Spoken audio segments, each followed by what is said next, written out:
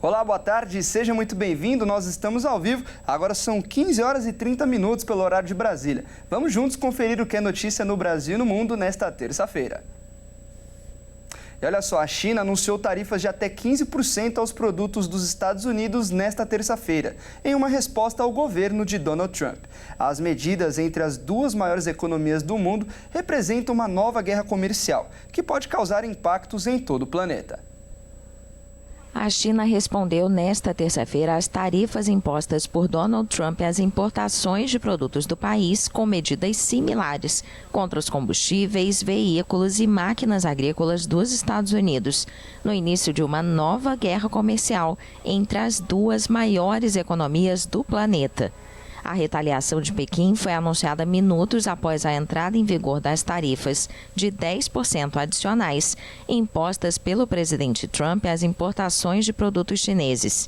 O Ministério das Finanças da China anunciou em um comunicado a adoção de tarifas de 15% sobre o carvão e o gás natural liquefeito dos Estados Unidos e de 10% sobre o petróleo bruto, máquinas agrícolas e alguns modelos de veículos.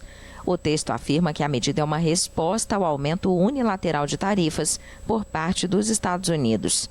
O país asiático também apresentou uma reclamação à Organização Mundial do Comércio para defender seus direitos e interesses legítimos contra a imposição de tarifas sobre os produtos chineses nos Estados Unidos. Segundo Pequim, a decisão de Trump viola gravemente as regras da OMC, não faz nada para resolver seus problemas e prejudica a cooperação econômica e comercial normal entre China e Estados Unidos. O Ministério do Comércio apresentou uma queixa à OMC por considerar que as medidas adotadas por Washington eram de natureza mal intencionada. Além da resposta tarifária, as autoridades chinesas anunciaram uma investigação contra o grupo americano Alphabet, matriz do Google, por violação das leis antimonopólio e a inclusão do grupo de moda PVH, proprietário das marcas Tommy Hilfiger e Calvin Klein, e do grupo de biotecnologia Illumina, em uma lista de entidades não confiáveis. Pequim também anunciou novos controles sobre a exportação de metais e produtos químicos raros, como tungstênio, telúrio, bismuto ou molibdênio, utilizados em várias indústrias. Trump justificou as novas tarifas contra China, México e Canadá, os três principais aliados comerciais dos Estados Unidos, como uma punição por não fazerem o suficiente para conter o fluxo ilegal de migrantes e de drogas ao território americano.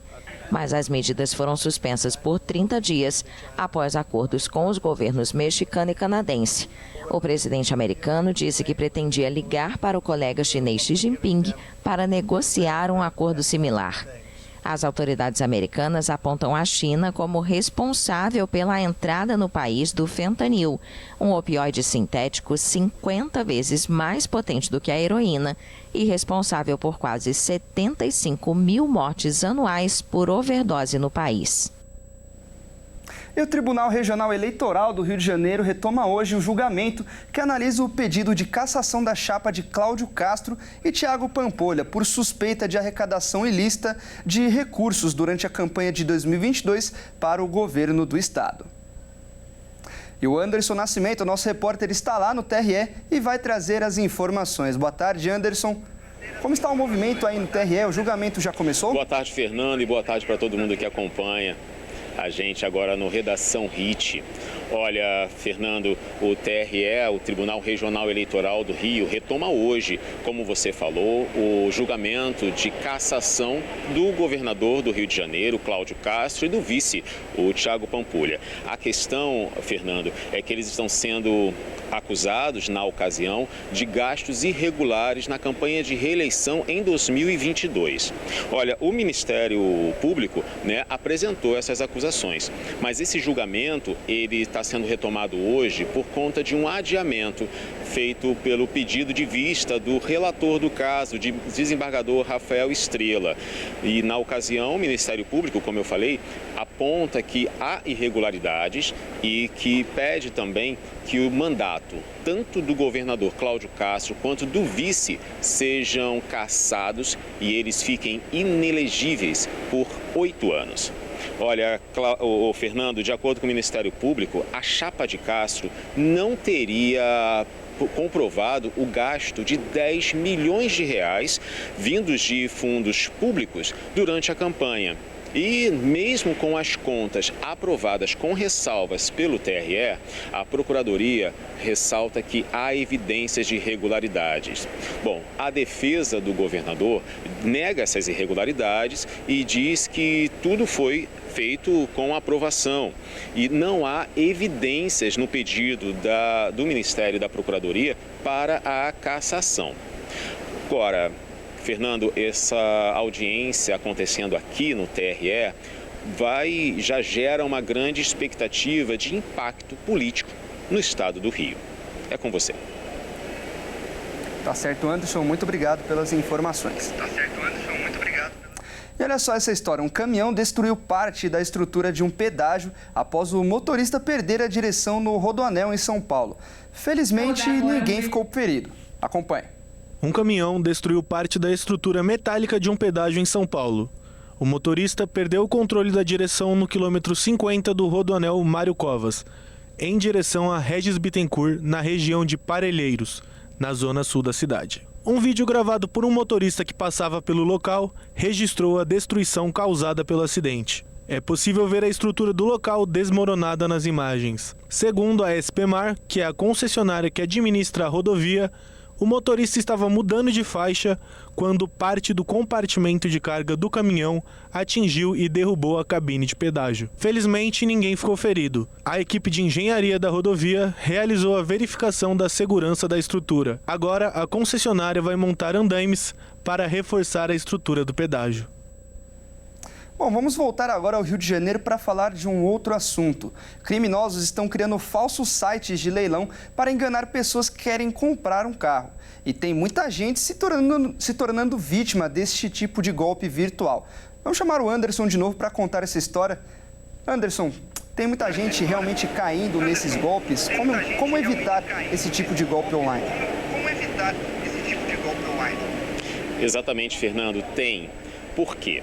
Os criminosos, estão criando os sites de forma muito similar aos sites oficiais onde acontecem esses pregões. Além disso, eles ainda estão entrando em contato com pessoas que já adquiriram veículos em outros pregões e tentam apresentar uma nova oportunidade. A questão é que uma das vítimas de um desses casos é a vendedora de quentinhas da Baixada Fluminense. A mulher, que se chama Ingrid, ela juntou dinheiro para comprar um veículo que seria usado no trabalho. O genro, por sinal, o genro de Ingrid apresentou a ela um site de leilões, acreditando ser um site verídico, oficial. Mesmo com a desconfiança, a vítima ofereceu cerca de 40 mil no carro. Os farsantes validaram o lance e pediram uma parte do valor. Em um trecho da conversa, Ingrid chegou a dizer que não iria conseguir realizar a transferência do valor total do carro. E a pessoa respondeu que autorizaria a quantia de 30 mil reais via Pix. O dinheiro foi para a conta dos bandidos e, horas depois, com a ajuda de uma amiga, Ingrid se deu conta que havia caído no golpe. A Polícia Civil informou que os casos apresentados estão sendo investigados e registrados como estelionato. Até agora, ninguém foi preso. O Sindicato dos Leiloeiros apontam e se colocam à disposição de qualquer esclarecimento, ajuda, contribuição, para que tudo fique bem informado.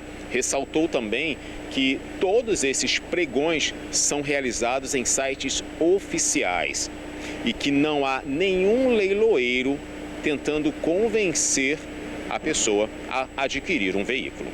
É com você. Tá certo, Anderson. Muito obrigado. É preciso realmente tomar muito cuidado com esses tipos de golpes. E por falar em golpe, olha só essa outra história. Uma idosa caiu em um outro golpe virtual após acreditar que estava namorando o empresário Elon Musk. A vítima chegou até mesmo a fazer 2 empréstimos e chegou a colocar a sua casa à venda. Vamos conferir. Uma senhora de 69 anos caiu em um golpe após acreditar que estava namorando virtualmente com o empresário Elon Musk. O delegado que participa da investigação conta que a vítima conheceu o falso empresário pelas redes sociais e que os dois conversavam por mensagem, até que ele começou a pedir dinheiro para a vítima, além de fazer promessas de que enviaria presentes para ela.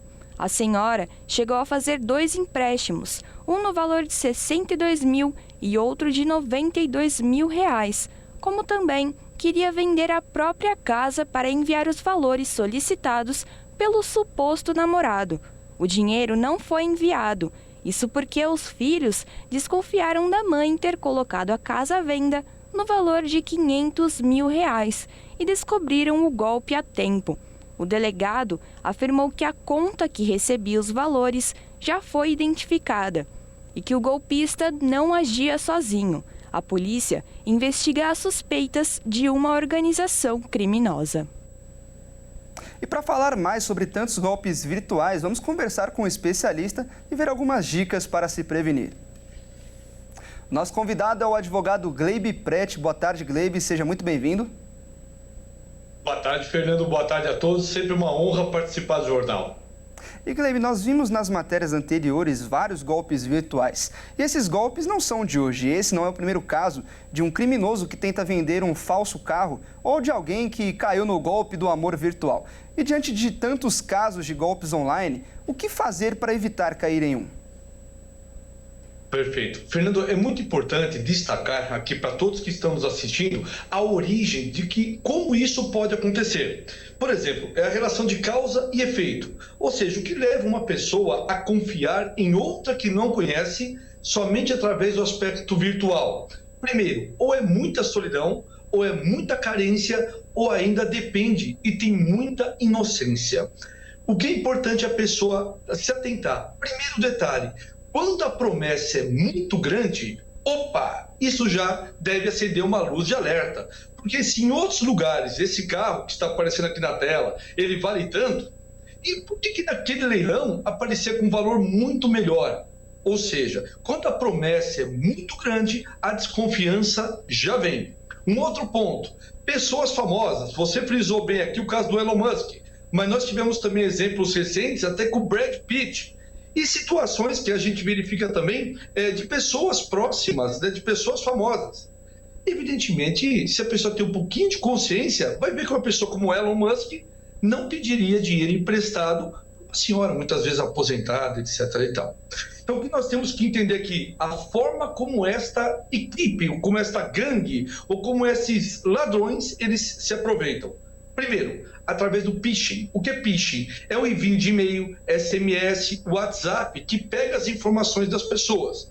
Primeiro, nunca passem as suas informações para pessoas através do WhatsApp.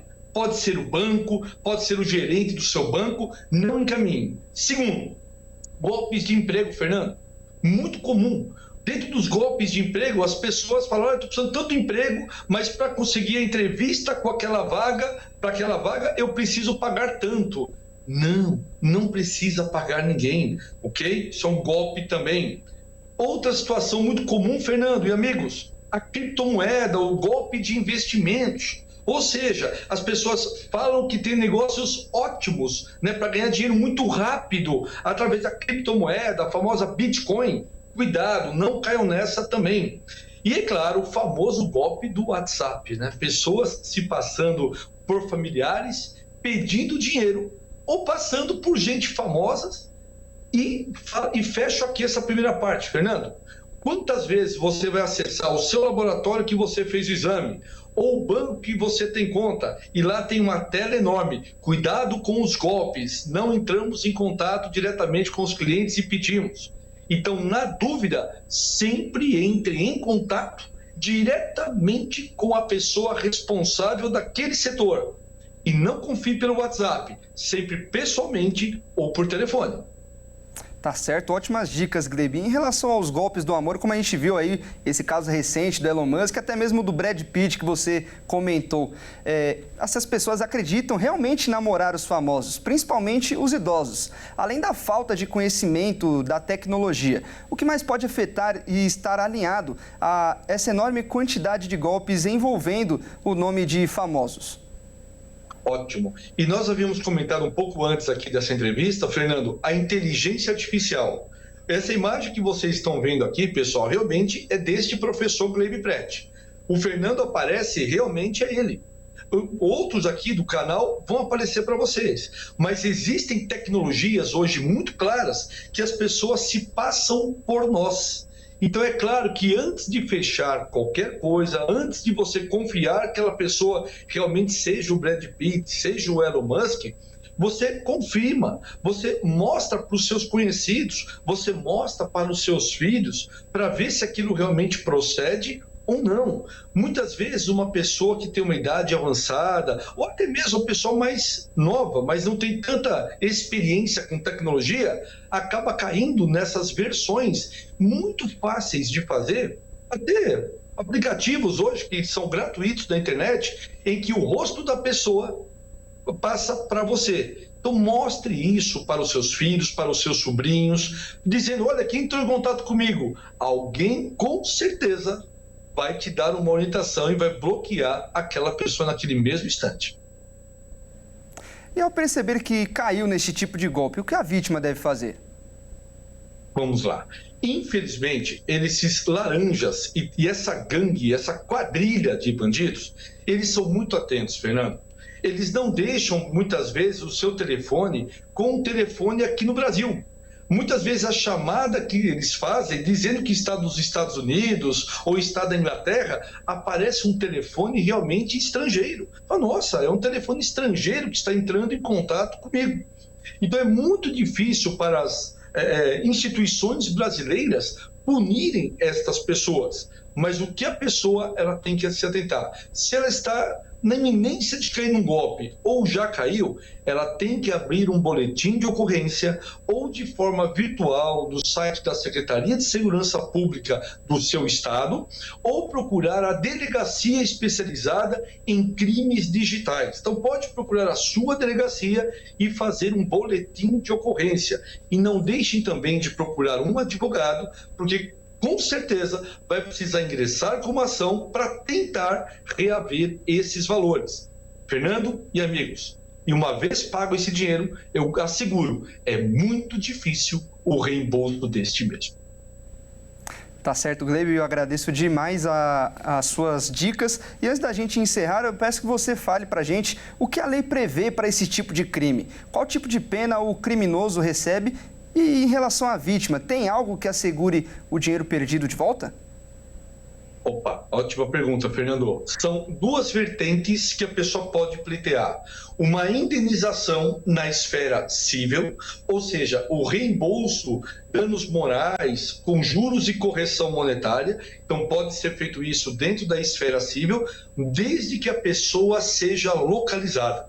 Aí que está o problema, porque por uma relação jurídica ela se fechar, tem que ter realmente a intimação, a citação daquela pessoa. Não havendo essa citação, é muito difícil você conseguir encontrá-la. Mas encontrando, via de regra, bingo, pode ser feito isso sim. E tem um aspecto criminal, ou seja, não deixa de ser um aproveitador, um estelionatário que vai socorrer numa situação de detenção ou reclusão e necessariamente, a depender do que for feito, será penado conforme a orientação do juiz. E atenção a todos que estão nos assistindo, que vale muito a pena. Sabe também aquele namorado ou namorada que aparece do nada e quer que você passe os bens, seus bens, para o nome dele, ou quer se casar com você para poder passar os bens, ou quer que você faça um empréstimo em teu nome, dê o dinheiro a ele?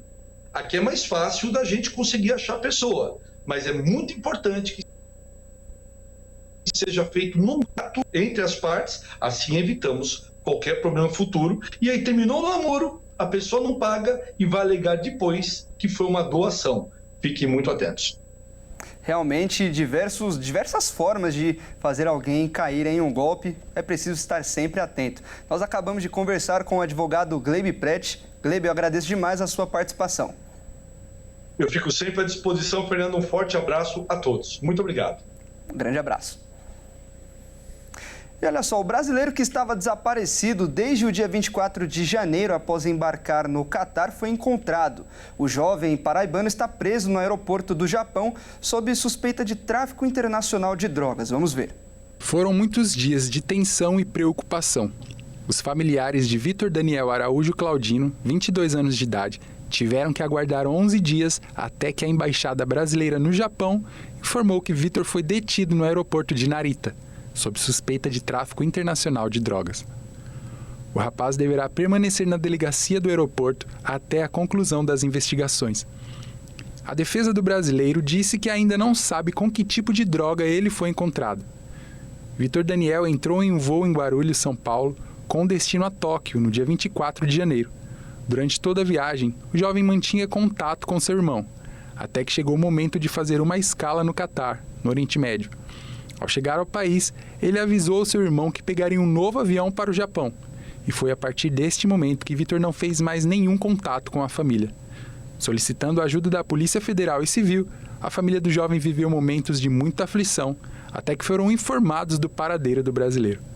Caso ele seja condenado, existe um tratado entre o Japão e o Brasil que permite a deportação de condenados para o seu país de origem. Sendo assim, o paraibano poderá cumprir sua pena em solo brasileiro. E olha só, as forças de segurança do Paraguai e da Argentina apreenderam mais de 150 toneladas de maconha, plantadas em reservas ecológicas localizadas na fronteira entre os dois países. O repórter Wellington Pael vai trazer mais informações para a gente. A SENAD, a Secretaria Nacional Antidrogas do Paraguai, divulgou hoje os resultados da Operação Rafaelo, que durou 3 dias, com o objetivo de desarticular a logística de uma estrutura que utilizava reservas ecológicas para praticar atividades ilícitas na fronteira com a Argentina.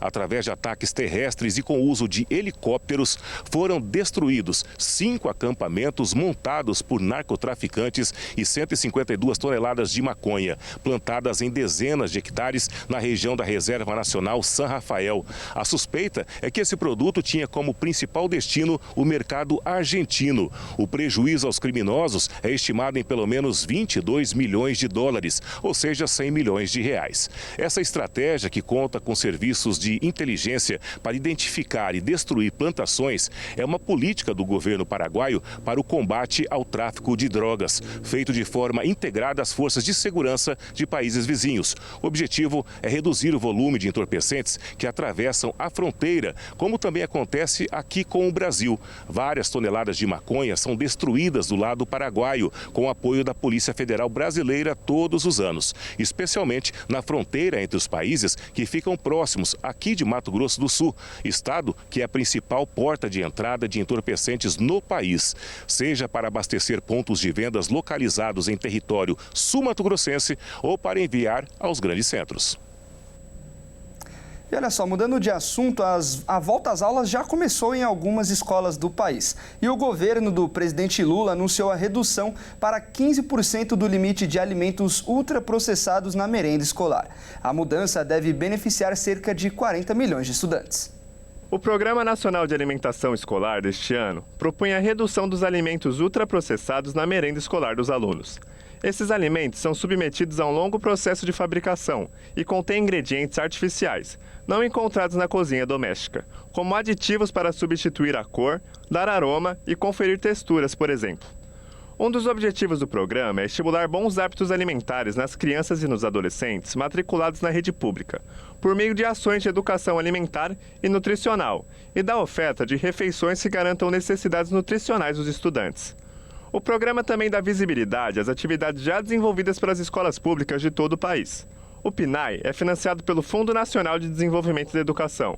O programa inclui o repasse de verbas federais aos estados, municípios e o Distrito Federal, para atender estudantes da educação infantil ao ensino médio, além das unidades federais e das instituições mantidas por entidades filantrópicas.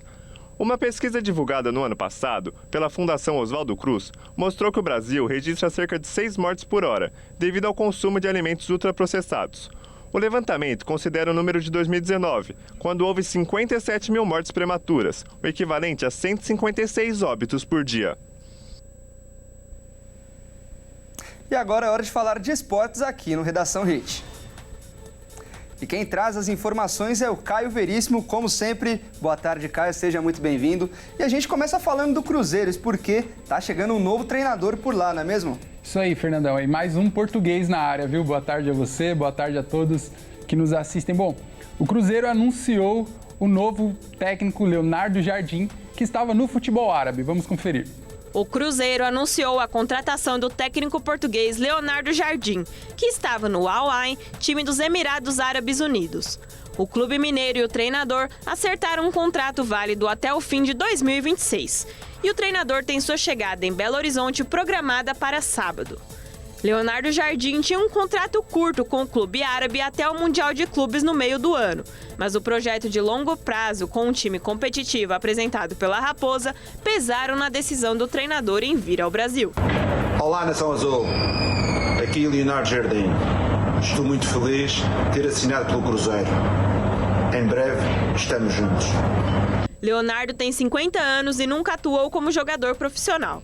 Iniciou sua carreira aos 27 anos dirigindo a equipe do Camacho, onde ficou por cerca de 3 anos.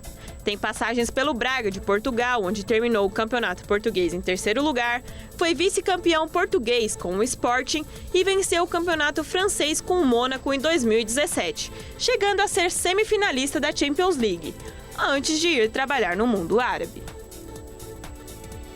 Os portugueses estão dominando o comando técnico aqui no Brasil. E agora falando do Corinthians, que hoje lidera o ranking dos clubes brasileiros com a maior dívida, parece que quer quitar essa conta, não é mesmo? Parece que sim, Fernando.